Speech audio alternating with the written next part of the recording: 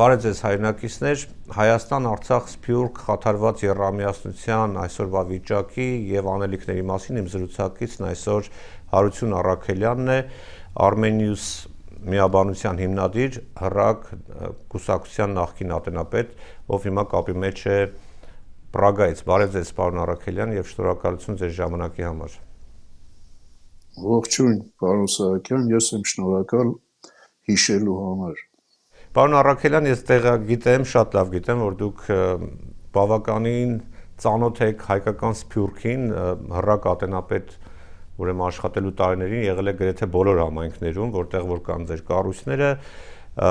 նաև տեղյակ եք Հայաստանին, քանի որ մինչև 2012 թվական այնտեղ եք եղել, քաղաքական գործունեությամբ եք զբաղվել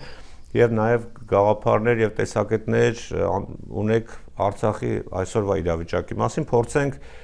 այսպես առաջիկա մի 20 րոպեների ընթացքում հնարավորինս շատ այդ մտքերին ծանոթացնել մեր հեռուստադիտողներին։ Եվ այսպես Արցախը մեկ անձի որոշմամբ հանձնվեց Ադրբեջանին, մեր հայրենակիցները բռնի տեղահանվեցին եւ այսօր էլ Հայաստանում են, բայց կա վտանգ, որ կարող են լքել նաեւ Հայաստանը, այսինքն դառնալ աշխարհասփյուռ հայության մի մասը։ Ինչ պետք է անել այս իրավիճակում։ Մարդ չէր կարող պատկերացնել, որ 21-րդ դարում հազարամյակների տուն տեղը կթողնեն մարդիկ եւ կգան, այսպես ասած, Հայաստան։ Իհարկե ինքը զավեշտ է, որ մեկ հոգի ընդհանրապես որոշում է հայ ազգի ճակատագիրը, դա ուղղակի զավեշտ է,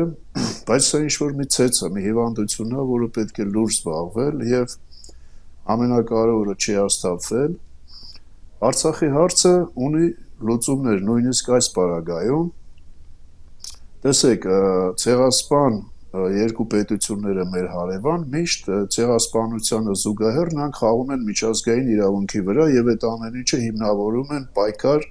ընդդեմ ահաբեկչության։ Ու ահաբեկչությունը դա լուրջ մեղադրանք է միջազգային իրավունքի տեսանկյունից, իսկ մենք միշտ այսպես համ ցեղասպանվել ենք, համ զոհ ենք եղել եւ վերջում դարձել ենք ագրեսոր։ Հիմա տեսեք, նույն ձևը անում է Ալիևը, ասում է ոնց որ ով է իրանց ասեք գնան, թողան ապրեն, այս անեն, այն անեն, իրար հետ համակեցություն, մեր մոտ շատ ազգեր կան, Ալիևն ասում է, մենք շատ նորմալ ապրում ենք։ Այստեղ է, որ մեր դիվանագիտությունը ժամանակին, չենք ունեցել նորմալ դիվանագիտություն, մենք միշտ պարտվել ենք դիվանագիտական ճակատում, չեն կարողացել մեր հաղթանակները ամրապնդել դիվանագիտորեն, գոնե այսօր, այսինքն ինչ պիտի անի իմ կարծիքով Հայաստանը։ Հայաստանը պետք է խաղա նույն միջազգային իրավունքի վրա, եթե Ալիևն ասում է եկեք, մենք պետք է մի քիչ Թուրքից սովորենք այդ իրանց դիվանագիտությունը։ Պատկերացրեք առաջարկը սա է, եթե վտարանդի կառավարություն կա Հայաստանում, վտարանդի կառավարությունը պետք է այդ մարտահրավերը ընդունի եւ Ալիևին ասի, այո, ինչու՞ չէ, գալիս ենք, բայց դու պայման ես դնում, որ մենք պետք է դառնանք շարքային Ադրբեջանի քաղաքացի, մենք էլ մեր պայմաններն ունենք միջազգային իրավունքի վրա։ Եվ առաջին պայմանը իմ կարծիքով Արցախի վտարանդի կառավարությունը պետք է դնի, որ Ադրբեջանի Հանրապետության Սահմանադրության փոփոխություն, այսինքն Ադրբեջանը պետք է դառնա ֆեդերատիվ հանրապետություն եւ բոլոր այդ ազգային հավաքականությունները պետք է դառնան սուբյեկտ, ֆեդերացիայի սուբյեկտ։ Թալիշները, հայերը, թաթերը, լեզգիները, այսինքն կոմպակտ նրանք բոլորը բնակվում են ինչպես Ռուսաստանի Դաշնությունն է, ինչպես Գերմանիայի ֆեդերատիվ հանրապետությունն է եւ այնտեղ պետք է ստեղծվի, այսինքն պահանջ պետք է դնի մեր այսպես ասած վտարանդի Արցախի կառավարությունը, որ երկու պալատ ստեղծվի, ինչպես նորմալ երկրներում, վերին պալատում բոլոր այդ ազգային ներկայացուցիչները իրենց քվոտաներն ունենան։ Սա մեկ, երկրորդ առաջարկը պետք է անեն իրանք առաջարկ բխեցնելով Ադրբեջանի յուրաքանչյուր քաղաքացու իրավունքից, որ մենք համաձայն ենք գանք, եթե Ադրբեջանում ստեղծվի հանրային, այսինքն հիմնադրամ, որտեղ կկուտակվեն գազից, նավթից, մնացած հանքերից, մշակութային արժեքներից գումարները եւ տարվա վերջում, ասենք Ադրբեջանից յուրաքանչյուր քաղաքացի կստանա դիվիդենդներ եւ կվերանա այն խոսակցությունը, որ Ալիևյան կլանը, ընտանիքը, աղջիկները կղզիներ են առնում, հյուրանոցներ, չգիտեմ, ողջ աշխարհով մեկ։ Եվ երրորդը պետք է ատարանդի կառավարությունը իմ կարծիքով ասի համակեցության համար մենք պետք է նախկին սխալները, նախկին հանցագործությունները, այսպես ասած, պատժենք հանցագործներին, դա Բաքու, Սումգայիթ, Կիրովաբադ եւ Խոջալու, այո, մենք բոլորին համաձայն ենք, դիմենք միջազգային դատարան, թող հետաքննենք, քանի որ մարդկության հանդեպ ցեղասպանությունները, հանցագործությունները վաղեմության ժամկետ չունեն, իսկ Ադրբեջանը նման բազմաթիվ կոնվենցիաների միացել է, բոլոր հիմքերը կան։ Այսինքն այս երեք ուղղություններով, եթե դու ասում ես եկեք ապրեք, մենք էլ ասենք այո, գալիս ենք եւ այս պայմաններով։ Բնականը չի նշանակում, որ Ալիևը այս ամեն ինչը կընդունի, բայց մեզ պետք չի Ալիևի ընդունել, չընդունել, մեզ պետք է որ կենթանացնենք Միսկի խումբը, կենթանացնենք Եվրամիության բոլոր այն երկրները, որոնք այս պահին պատրաստ են աջակցել Հայաստանին եւ դեմոկրատական նորմալ առաջարկներ են անում։ Ժողովրդի հարստությունը մնա ժողովրդի հարստության, ստեղծվի երկու պարլամենտ, ֆեդերատիվ հանրապետություն եւ հանցագործությունների բաժում։ Այսինքն, եթե այս բանակցությունները գնա եւ մամուլով մենք աշխարհով սա տարածենք, սա կլինի նորմալ, այսպես ասած, պայքարի ձև, միջազգային իրավունքը օգտագործելով, ոնց որ իրանք մեր դեմ են օգտագործում։ Այո, պարոն Առաքելյան, ինչպես դուք ասացիք, իհարկե դժվար է պատկերացնել, որ Ալիևը կամ Ադրբեջանի որևիցե իշխանություն դրան կհամաձայնվի, բայց նաև մյուս կողմից դուք ասացիք, որ Հայաստանը պետք է դա անի, հաշվի առնելով թե ովքեր են այսօրվա Հայաստանի իշխանության ղեկին նստած, դարձյալ դժվար է պատկերացնել, որ նրանք ինչ որ բան կարող են անել։ Բայց դուք ասացիք նաև վտարանդի կառավարության մասին։ Արդյոք դուք Հայաստան ասելով նկատի ունեք Արցախի վտարանդի կառավարությանը, որն այսօր կառավարությանը։ Իդեպ այսօր իմացանք, որ Սամվել Շահրամանյանը որոշակի հրամաններ է ստորագրել։ Այո, դա շատ կարծում եմ դրական երևույթ է, դա նշանակում է, որ այդ վտարանդի կառավարությունը կարծես թե ամեն դեպքում ինչ որ ձև է ստանում եւ չի դադարում գոյություն ունել։ Մեր ներկա կառավարությունը ճիշտ եք ասում, շատ բան սպասել չի կարելի, որտեղ այն նման է փչացած ժամացույցի, այսինքն դետալները տեղում չեն, սլակները կանգ են առած, բայց կա նաեւ մի անհերքելի ճշմարտություն, որ նույնիսկ փչացած ժամացույցը օրական 2 անգամ ճիշտ ժամն է ցույց տալիս։ Այսինքն կան պահեր, որ դու չպետք է բաց թողես առիթը։ Եվ այդ առիթը որ կա այսօր միջազգային իրավունքի տեսնում ես ովքեր հետաքրքրություն ունեն բացի Ռուսաստանից մեր տարածաշրջանում արևմուտքում կան, արևելքում կան, Չինաստան, Հնդկաստան, այստեղ մնում է այդ իրավունքը, որը գրված է ՄԱԿ-ում բոլորի համար հավասար, ընդ գրած չի, որ հայերին չի կարելի օգտվել։ Այդ միջազգային իրավունքով խաղալ նու ընդհանրապես ես երկու ուղղություն եմ տեսնում Հայաստանը ճիշտ ուղու վրա դնելու։ Մեկը այդ միջազգային իրավունքը, երկրորդը դրա մասին էլի հետագայում մի քանի րոպեից կխոսեմ, գիտության հետ կապված ռազմաարդյունաբերության գիտության կապը, որը մեծ հեռանկարներ կա Հայաստանում եւ նույն այդ փչացած ժամացույցը Հայաստանի կառավարությունը փախնում է դրանից, չի օգտագործում։ Այսինքն ասածս նա է ունենալ հնարավորություն գոնե հիմա չօգտագործել, դա արդեն հանցագործություն է ազգի հանդեպ։ Իսկ ինչ քայլեր են պետք անել, որպեսզի այդ վտարանդի կառավարությունը ավելի անկալելի լինի միջազգային հանրության կողմից, դարձյալ հաշվի առնելով, որ Հայաստանը այսօր ձեռքները լվացել է, լավագույն դեպքում խոսում է ինչ որ օգնությունների մասին, սոցիալական վիճակ եւ այլն։ Դա զգացմունքային դաշտից է, դա նորմալ է, դա բան է, այսինքն կեցության ներկա պահի գոյության հարց է, բայց մենք խոսում ենք ապագայից։ Այո։ Նույն միջազգային իրավունքով ՄԱԿ-ում կա բնիկ ժողովուրդների իրավունքների պաշտպանություն, կա բնիկ ժողովուրդների հավաքական այսպես կոնգրեսի պես մի բան։ Մենք մնալով Արցախում հազարամյակներ այնտեղ եղել ենք բնիկ, ոչ մեկ դա չի կարող հերքել, ով ինչ քարտեզ ուզում է բերի, ով ինչ ստատիստիկա բերի։ Եվ ունենք վտարանդի կառավարություն, դրա համար եմ ասում, երբ որ խորամուխ լինեն, մանավանդ հիմա էլ այդ Հռոմի ստատուսը ընդունել են, եղբայր դա հնարավորություն է տալիս։ Կամ դու եթե Հռոմի ստատուսը ես ընդունում, ուր է քո հայցը Թուրքիայի դեմ ցեղասպանության։ Այսինքն դու այդ ստատուսը որ ընդունում ես, դու դարակումդ արդեն պետք է այդ հայցը ունենայիր միջազգային իրավունքի հիման վրա։ Մի ժամ հետո դու պետք է մտնեիր դատարան։ Հակառակ իմաստը ինչ դա ընդունել ես Թուրքիան անդամ չէ, Թուրքիան միացած չէ այդ կապ չունի, եթե կողմերից նույն միջազգային իրավունքը ասում է, եթե կողմերից վեճելի կողմերից մեկը Հռոմի ակումբի անդամ է, ապա հարցը կարող է մտնել միջազգային դատարան։ Միջև այդ մենք չենք կարող միջազգային դատարան դիմել։ Հիմա այդ հնարավորությունը կա, այսինքն դու խաղը ասում ես Թուրքիայի սահմանը բացենք, էս անենք, բայց գիտես 100 տարի առաջ խնդիր է եղել, մենք այդ խնդիրը պետք է լուծենք։ Ադրբեջանին ասում ես հրավիրում ես, հետ գանք, հա, գալիս ենք, բայց այս միջազգային իրավունքի վրա այս պայմանները։ Սա պետք է լուրջ խաղացվի եւ Սփյուռքում էլ կան մարդիկ, ցավոք շատերը մահացան, այսինքն Վահագն Տատերյան, Յուրի Բարսեղյան, Ագապի Նասիբյան, Հայկ Ղազարյան, հազարավոր էջերով նրանք գրքեր ունեն գրած, ինչպես պայքարել միջազգային իրավունքով։ Եթե այսօր խելքը չի հասնում մեր արտգործնախարարության, то գոնե բացեն կարդան, բոլոր ուղղությունները կա, որտեվ ցանկացած ցեղասպանություն դա բաղկացած է լինում 3 փուլից՝ նախապատրաստում, իրագործում եւ հետքերի կոծկում։ Հետքերի կոծկումը դա նաեւ ցեղասպան է, մշակութային ցեղասպանությունն է, որը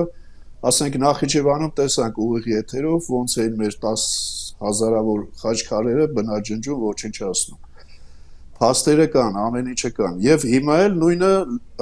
Արցախում է լինելու մեր հազարավոր այդ մշակութային արժեքները 1000 տարի մեր պապերի ստեղծած բնական է դարձնեն ալբանական կամ չգիտեմ ինչ ցեղասպանության 3-րդ փուլն է գնում։ Այսինքն ամեն ինչը կա, իրավունքը կա, գրքերը գրած խելքները չի ասում, մնում է դնել կարդալ եւ այդ իրավունքով գնալ առաջ։ Կտեսնեք Հայաստանի հանդեպ ոնց վերաբերմունքը կփոխվի միանշան։ Այո։ Իսկ հիմա Հայաստանը գլոբուսից դուրս մի հատ երկիր է, այնց ուզում տշում է, որ կողմ ուզում կներեք արտարից համար այդպիսի տպավորություն է։ Այո։ Պարոն Առաքելյան, հնարավոր է հասնել նրան, որպեսզի ոչ թե Հայաստանը հանդես գա Արցախի, Արցախայության շահերի պաշտպան որպես, այլ հենց այդ վտարանդի կառավարությունը։ Այսինքն նկատի ունեմ, որ հաղորդակցությունը լինի ոչ թե Հայաստանի իշխանությունների միջոցով, այլ ուղիղ եւ ինչու՞ չէ նաեւ ճանաչվի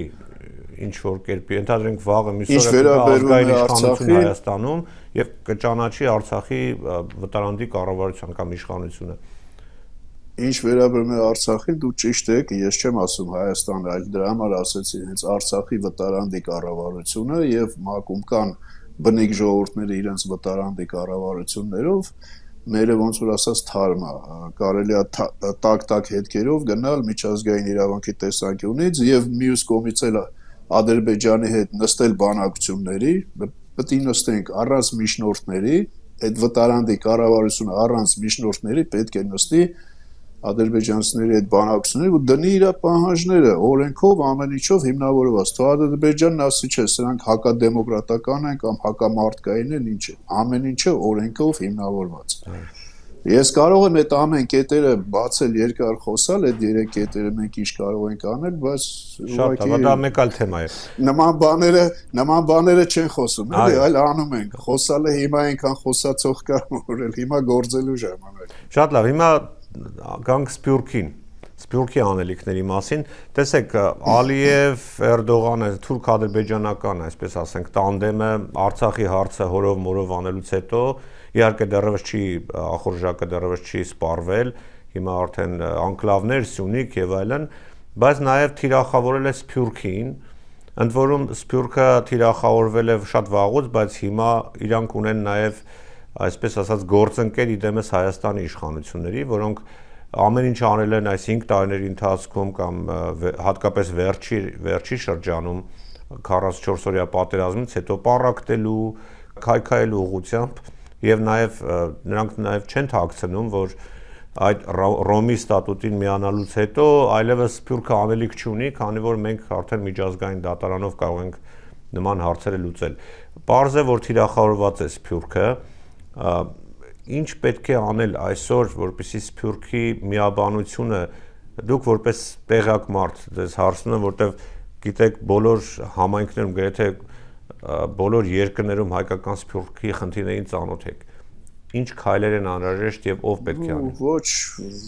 Ոչ բոլորին, ամեն դեպքում նախ ինքս չէի պատկերացնում, որ Սփյուռք կլինեմ։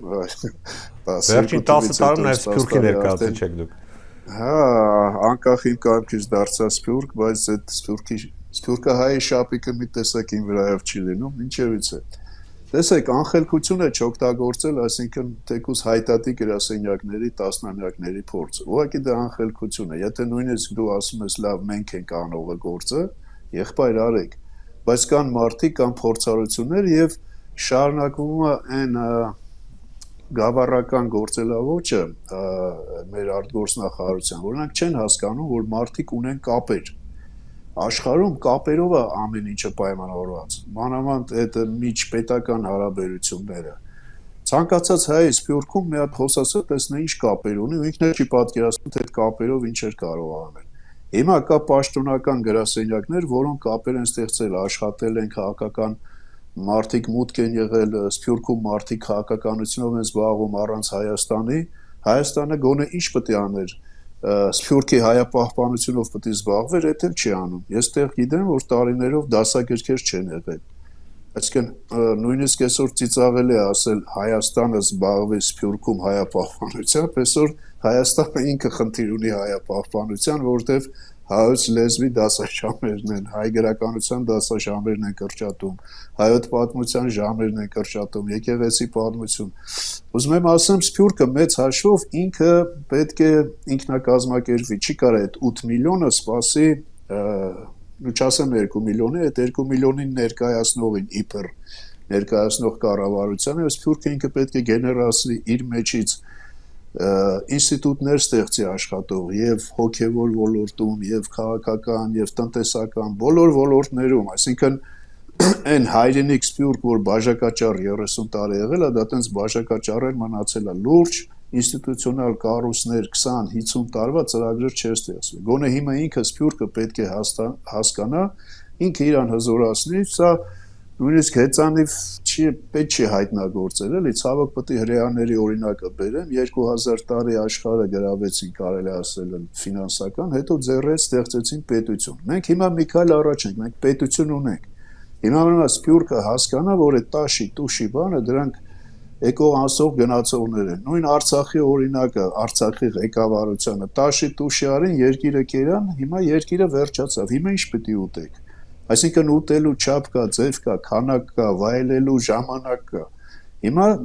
կոնկրետ մեր միաբանությունը, Արմենիուս միաբանությունը ուղղություններ ունի, որ իր համեստ միջոցներով փորձում է զբաղվել, բացատրել մարդկանց, հասկացնել, որ մեկը մեկին օգնեն Սփյուռքում, ով ինչ, ասենք, մասնագիտական առումով, բիզնեսի առումով, ինչ հնարավորություն ունի օգնեն։ Երիտասարդներին խնդրում ենք, ստիպում ենք, համոզում ենք, որ տվյալ երկրներում մտնեն քաղաքական դաշտ եւ ահագին հաջողություններ ունենք։ Նույն Չեխիայում, Եվրոպայում, տարբեր երկրներում մարդիկ ինքնական մտնում են, մենք էլ փորձում ենք խորհուրդներով ինչով աջակցել մեր փորձառությամբ, որտեղ մեր հայ երիտասարդներ այնպեսի ճկուն միտք ունեն։ Մարդիկ կան Եվրոպարլամենտում նստած, որ նայում ես զարմանում ես, ասում ես, մարդը ոնց է հասել Եվրոպարլամենտ, իսկ մեր ջահելները, երիտասարդները հաստատ հասնող են, ու փորձում ենք բացատրել, որ մեկ քաղաքական գործիչ Եվրոպայում կարա մեկ գնդի չափ, այսինքն գործ անի։ Դրա համար ենք ասում, մի նայեք Հայաստանի քաղաքական դաշտին, այնտեղ քաղաքական դաշտ չկա մեծ հաշվով։ Այնտեղ կա դեմոկրատիայի անվան տակ գեղեցիկ բռնապետություն, որտեղ մարդկանց խոշտանգում են, մարդկանց, չգիտեմ, ծեծում ջարդում են, քաղմասներից ընկնում մահանում են մարդիկ, բայց Եվրոպայում մենք հանդես ենք գալիս որպես դեմոկրատիայի ջատագովներ, սա որքի ծիծաղելի է։ Ես նույնիսկ կատակով արդեն չի մնում բանը լացուկոց, ասում եմ Հայաստանի լուրերի նայելուց ոնց որ սվարկի նայես, էլի աշկերտ արդեն վերնագիրը կարդում ես, էլ չես կարող, արդեն աշկերտ փակվում է։ Դրա համար Հայաստանի լուրերը ցավոք սրտի, նույնիսկ երբեմն խանգարում են Սփյուռքում մեր գործունեությանը, որտեղ մա կոտորած, պայթում, տրակուց, էլ չես կարող Սփյուռքում արդեն գործերիդ ամբողջ օրը արդեն ներքնաշխարհը խառնված է։ Դրա համար ես մեր երիտասարդներին ասում եմ զբաղվեք ձեզանով, լեզուներ սովորեք, օրենքներ սովորեք, մուտք գործեք քաղաքականություն եւ բոլոր դռները ձեր առաջ կբացվեն, անկախ նրանից դուք բժիշկ եք, գյուղատնտես եք, թե իրավաբան եք, թե ինչ եք, դուք ճկուն միտք ունեք։ Սա համարում եմ մեր գործունեության կարևոր ուղղություններից ու թութու առաքելություններից ու թութու ոնց որ թե ծիլերը կան արդեն։ Այո, դուք փաստորեն առաջ եք մղում յուրաքանչյուր երկրում մեր հայրենակիցների հենց այդ երկրում առաջ գնալու կամ իրար այո մուտքը պարլամենտ անպայման մտնեն պարլամենտ այո տվյալ երկրում հանդես գան տվյալ որպես երկրի քաղաքացի շահերից հետո արդեն որպես հայ նրանք իրենց կտեսնեն ինչ կգեներացնեն ինչ ծրագրեր ոնց ինչպես կարող հասարակ բան ասեմ էլի ես մի քանի անգամ հարցազրույցներում կրկնել եմ մարդիկ կան որ նույնիսկ քաղաքականությունով չեն զբաղվում բայց ասենք քաղաքապետ ծանոթ ունեն Եվրոպայում բան մենք ասում եմ հələ քարտերը տուտեն ինչ ունես մեկ էլ քարտերն եմ նայում ասում եմ ոնց սրա հետ ծանոթ ես հա ասում եմ այ մի հատ բան արա սենց հարց կա վերջը փոքր քաղաքը Ֆրանսիա Հայաստան հետ սարքեցին քույր քաղաքներ եւ դպրոցի համար ավտոբուս տվեցին որտեվ Եվրոպայում շուշուտ 2-3 տարին մեկ այդ տեխնիկան ձուն մաքրող չգիտեմ ասֆալտ անող տենց դպրոցական ավշուշուտ փոխում են բայց դրանք աշխատող բաներ են եւ իրանք տեղ են ման գալի որտեղ իսկ Հայաստանում գյուղեր կա որ դպրոց չկա երեխաները ոտով են գնում քար ու փեդը ձեռները որ վայրի շուն գայլը չհարցակվի այդ փոքրիկ տեղը ավտոբուս ունեցավ որ այդ մարդը ինքն էր զարմացել որ ինքը կարար տես բանաներ բայց տեղյակ չէր սա մի հատ փոքրիկ օրինակ եմ ցույց բերում իսկ ընդհանրապես Սփյուռքը ինքը պետք է մասնակցություն ունենա, էլի, այսինքն մենք չենք կարող իշքան էլ Հայաստանը իրան տես մեծամտորեն պահի, իշքան էլ ասի դուք փողը տվեք, մենք գիտենք իշքան։ Ես հենց դրա մասն եմ ուզում հարցնել ձեզ, պարոն Առաքելյան։ Մենք ինքներս էլ խոսել ենք այդ մասին նախկինում, եղել է այդ նմանատիպ տարբեր գաղափարներ, ինչպես Սփյուռքին մասնակից դարձնել հայաստանյան գործընթացներին։ Խոսքը ավելի շատ գնում էր ընտրելու եւ ընտրվելու իրավունքի վերականգնման մասին այնտեղ տարբեր այսպես գաղափարներ են առաջարկում վերին պալատ, սենատ եւ այլն, բայց այնուամենայնիվ այսօր Հայաստանը հայաթափվում է, եթե վիճակագրական թվերին նայենք, եւ նաեւ կարող են կռահել, որ այսօր այս իշխանությունների օրոք կարող է մի օր գա, որ եթե այդպես շարունակվի երկար, հայերը դառնան փոքրամասնություն Հայաստանում եւ մեծամասնություն Սփյուռքում հիմա էլ են։ Այսինքն հայերը նույնիսկ հայաստանցիների հանրապետություն չի Հայաստանը դա որպեսզի լինի համայն հայության հայրենիքը Հայաստանը ինչ պետք է անել ինչ կարելի է անել եւ ինչպես ավելի մասնակից դարձնել Սփյուռքին հայաստանյան գործերին Դուք լավ հիշեցրեցիք այդ համահայկական պարլամենտի մասին նախկին Սփյուռքի նախարարությունը նախարարը փորձեց դրա մասին խոսել Չնայած այսօր Սփյուռքի նախարարություն չկա, այսօր չգիտեմ ինչ-որ հանձնակատարա, նույնիսկ երբ որ ներկայիս վարչապետը այդ անձին ընտրեց, ես հասկացա, որ նա նույնպես Սփյուռքից չի հասկանում, ինչ նշանակում Գլենդելի քաղաքապետին բերել դնել հանձնակատար, մանավանդ Գլենդելը մեծաշոկ քաղաքապետ չունի, այնտեղ 5 հոգանոց խորհուրդ է, ռոտացիոն կարգով, այսինքն 6 ամիսը մեկ փոխվում է։ Ինչևից է, երբ որ խոսք գնաց տարիներ առաջ համահայկական պարլամենտի մասին, ես պարզ ասեցի իմ հարցազրույցներից, որ ես չեմ պատկերացնում այդ պատգամավորների ընտրությունը, դա լինելու է մի խառնաշփոթ, հազարավոր մարդիկ նեղանալու են, այս խիպը դիեսիկ են, ինչպես Սփյուռքում գիտեք, այդ ամեն ինչը կա եւ դա ոչ մի լավ բան չի բերելու։ Ես առաջարկեցի հակառակը, ասեցի ստեղծենք համահայկական կառավարություն։ Այսպես բոլորը զարմացած նայում են, բա ոնց ասում եմ շատ հասարակ։ Պատկերացրեք Հայաստանի կառավարությունը, ասում է ես պատրաստ եմ Սփյուռքում կայացած ինչ-որ ոլորտի ցանկացած մասնագետի տալ կարգավիճակ, ստատուս տալ Հայաստանի կառավարության ներկայացուցիչը այսինչ գծով։ Ասենք Ավստրալիայում մեկը գնացել է գենային ինժեներիայի լաբորատորիայի ղեկավարում կամ բիոքիմիայի նանոտեխնոլոգիայի լաբորատորիայի ղեկավարում Հայաստանը ասում է եղբայր, ես քեզ տալիս եմ այդ գծով քու մասնագիտական գծով Հայաստանի կառավարության ներկայացուցիչ Ավստրալիայում, բայց դու ծրագիր գրի, որ դու ինչ կարող ես անել քու այդ մասնագիտական առումով Հայաստանի համար։ Այսինքն տարեկան 3-4 գիտնականներ կարող ես թեմաներ տան գան քո մոտ պաշտպանեն։ Կարող ես նման լաբորատորիա Հայաստանում ստեղծել, ինովացիոն ֆոնդերի հետ խոսալ։ Այսինքն այդ մարդը ինքը արդեն այդ գործն արել է։ Երբ որ դու իրան հանգամանք ես տալի որպես Հայաստանի կառավարության ներկայացուցիչ, բնական է այդ մարդը ինքը իր ձեռով իր ծրագիրը գրում է, պետությունը ստեղծում է, ոչ մի կոպեկ չի ծախսում։ Ծրագիրը գրում է, ինքը ասում է ես բաները կարամ անեմ, դրա դիմաց կառավարությունը տալիս է իրան ստատուս Հայաստանի կառավարության ներկայացուցիչ, ասեն գենային ինժեներիայի գծով Ավստրալիայում։ 1 տարի հետո, եթե այդ մարդը ոչինչ չի անում, մեր կառավարությունը ասում է, գիտես, դու թերագնահատել ես քո հնարավորությունները, մենք այդ կարգավիճակը հանում ենք։ Կամ նոր ինչ ունես, այսինքն այստեղ սկսում է սփյուռքը ինքը անհատների հավաքականություն է, հասկանում եք, ապա քաղաքական է, կուսակցությունները շատ փոքր տոկոս են կազմում, նույն բարեգործականը, եկեղեցին, նրանք շատ մեծ տոկոս չեն կազմում, ավելի անհատական մոտեցում է պես Սփյուռքին, որ այդ մասնագետներին բերես իրենց կարողականությունը ուղղորդես Հայաստան։ Ասում են, բա լավ, կարող է 100 հոգի լինի, 1000 հոգի, ասում են, то 10000 հոգի լինի, մեկը կառավարությանը վնաս չի, կառավարությունը փող չի ծախսում, այլ ընդհակառակը այդ մարդկանց ինտելեկտուալ կարողությունները ուղղորդում է Հայաստան։ Շատ լավ գաղափար է։ Սա ավելի աշխատող է, քան թե պարլամենտ կամ չգիտեմ։ Շատ շնորհակալություն, պարոն Առաքելյան, մենք կարծում եմ այլ առիթներ կունենանք բացելու այս թեմաները, որ մենք շոշափեցինք, այսքանով եզրափակենք մեր այսօրվա զրույցը։ Շնորհակալ եմ։ Ցելի այնակիցներ, հիշեցնեմ իմ զրուցակիցն էր Հարություն Առաքելյանը, Armenius նախաձեռնության միաբանության հիմնադիր եւ հռա կուսակցության նախկին ատենապետ, կհանդիպենք առայժմ։